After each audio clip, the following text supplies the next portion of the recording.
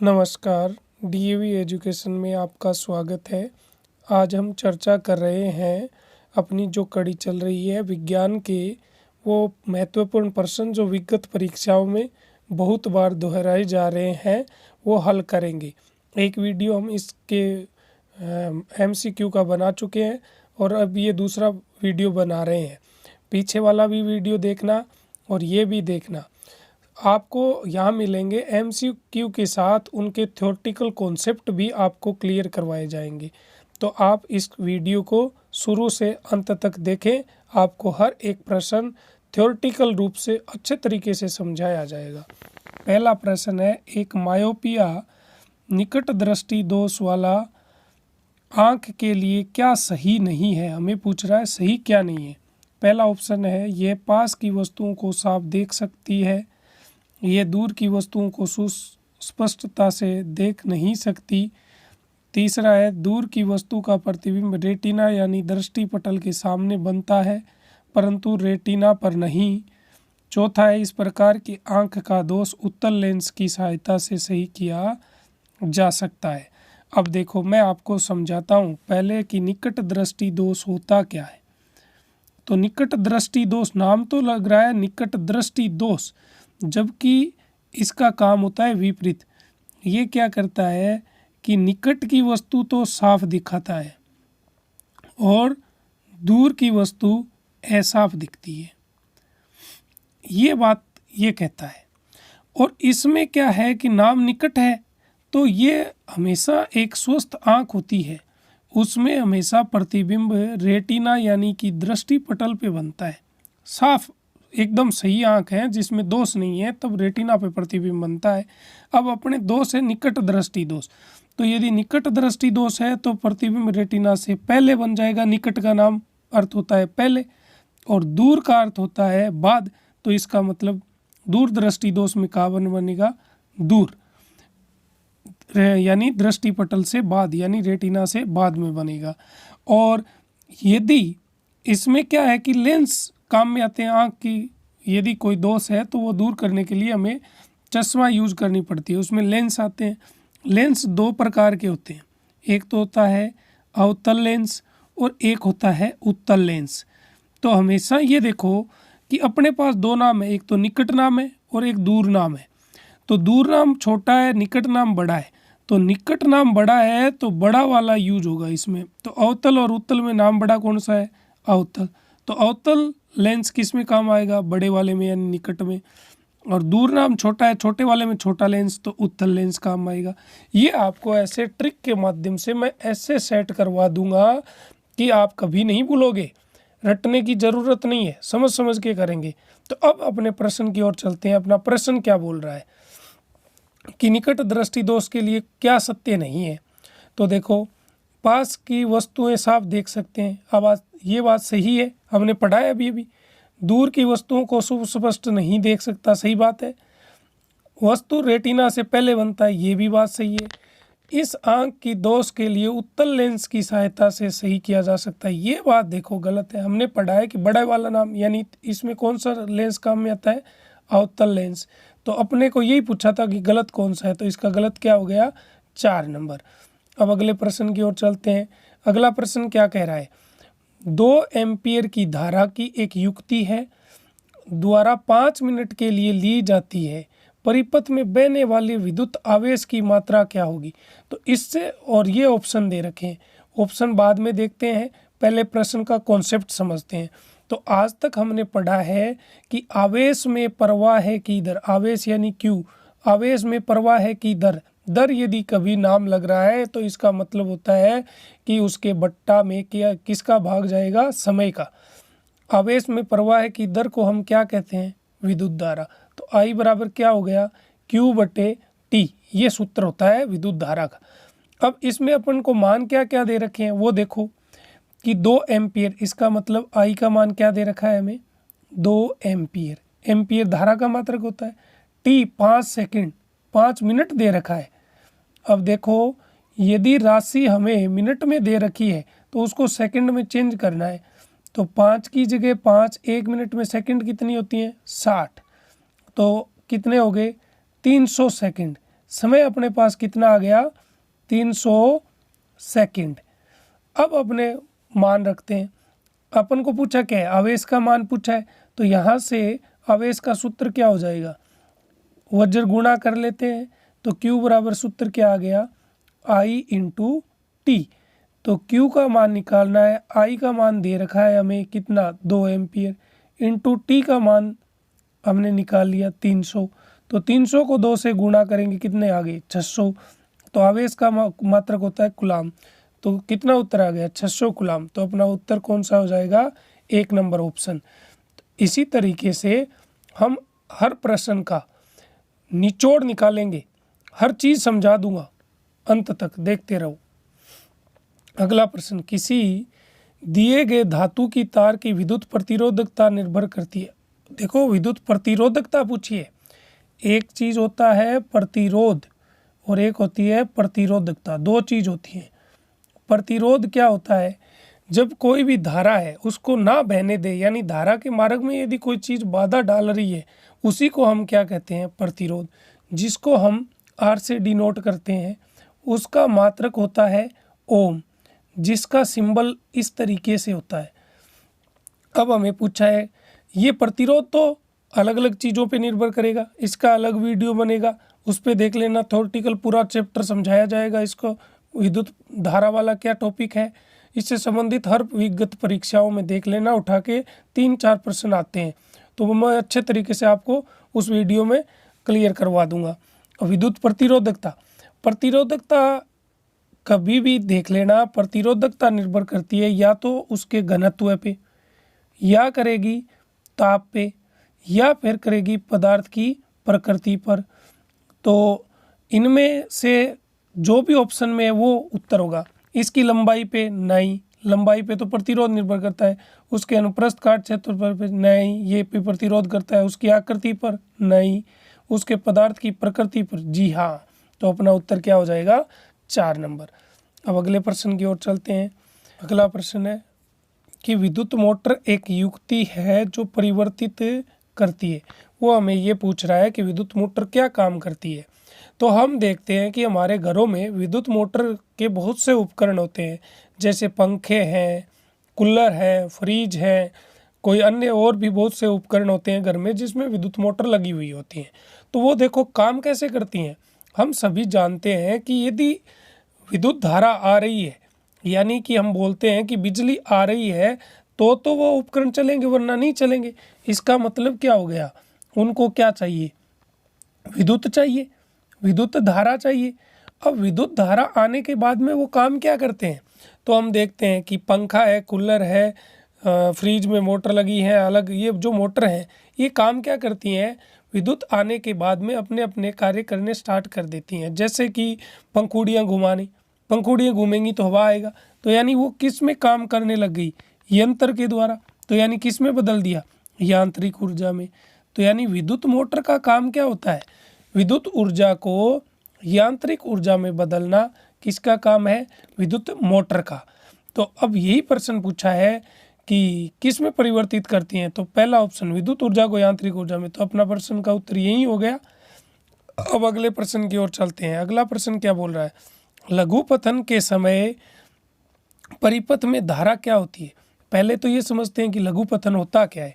हमारे घरों में जो उपकरण लगे हुए हैं वो हम देख रहे हैं कि उनमें 2 तार होते हैं, तो वो दोनों तार, एक विद्युन्मय होता है और एक उदासीन होता है, एक से करंट जाता है, एक में उदासीन होता है। तो ये दोनों तार यदि कभी टकरा जाते हैं आपस में, तो वहाँ क्या होता है, हम बोलते हैं कि शॉर्ट सर्किट हो गया। तो शॉर्ट सर्किट हो गया, तो इसका मतलब उसी को क्या कहते हैं हम, लघुपथन। लघुपथन कब होता है, तब वहाँ पे जो चीज़ लगी हुई है उसका प्रतिरोध क्या हो जाएगा, शून्य हो जाएगा। और प्रतिरोध शून्य हो जाएगा तो ऑटोमेटिक धारा का मान क्या हो जाएगा, बहुत ज़्यादा बढ़ जाएगा। तो यही प्रश्न अब पूछ रहा है। अब ऑप्शन की ओर चलते हैं कि पहला है में पर्याप्त कमी आती है, धारा में क्या आती है, पर्याप्त कमी नहीं, ये बात तो गलत। बहुत अधिक बढ़ जाती है क्या, धारा, सही बात है। तो अपना उत्तर क्या हो गया, धारा बहुत ज़्यादा बढ़ जाती है। अगला प्रश्न, निम्नलिखित में से कौन सा सॉफ्टवेयर नहीं है? ये कंप्यूटर का प्रश्न है। तो सॉफ्टवेयर माइक्रोसॉफ्ट वर्ड ये सॉफ्टवेयर है, इंटरनेट एक्सप्लोरर ये भी सॉफ्टवेयर है, विंडोज़ मीडिया प्लेयर ये भी सॉफ्टवेयर है, लेकिन बारकोड स्कैनर होता है ये एक सॉफ्टवेयर नहीं, एक हार्डवेयर होता है। अगले प्रश्न की ओर, चुंबकीय फ्लक्स का एसआई मात्रक क्या होता है? तो चुंबकीय फ्लक्स क्या होता है पहले तो ये जानते हैं।